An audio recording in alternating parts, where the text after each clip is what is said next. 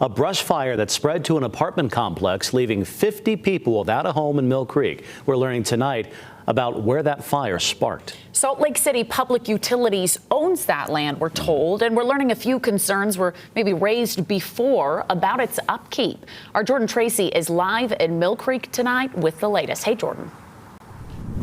Well, Sarah and Brian, the land behind me is covered in bird-scarred trees and brush that leads all the way to the devastation at Willow Glen Apartments. Of course, we're learning that it was a lawnmower that hit a rock, causing the spark that caused the fire that quickly spread to that devastation. Now, we're also learning today from Salt Lake City that this land is owned by public utilities and through some wells that provide drinking water to the valley. Now, there's no concerns for the water quality due to the fire, but we're also learning that the Millcreek City sent a courtesy notice to Salt Lake, which is the first step toward a code violation for concerns for overgrown weeds on these properties.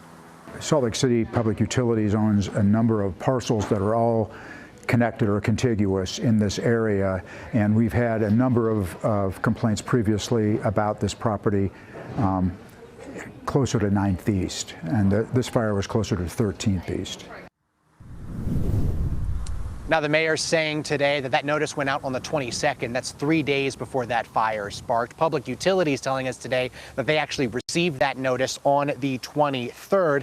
Now, the mayor also says that Salt Lake City has been in communication with Millcreek about expressing their want to help the impacted residents from this fire. Now, the city also put that message out through a press release earlier today. Now, there is a town hall meeting about this fire and how to help those residents. That's at 7 o'clock over at the Millcreek Commons in the city council chambers. We'll be there tonight and give you the latest tonight at 10 o'clock. But for now, live in Millcreek, Jordan Tracy, ABC4 News. Okay, Jordan, thank you. And Jordan mentioned it just a moment ago. Millcreek is calling for donations now to help the affected people here in the fire. But the latest on that, now they say they've actually been overwhelmed with support. The community gave so many physical donations of needed items that they say they just can't accept anymore. So at this point, they're asking for just monetary donations.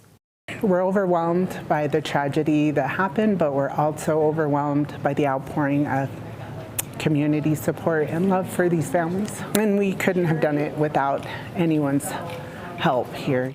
So if you're wanting to help, you can make a donation by visiting the website on your screen. That's millcreekutah.ut.gov.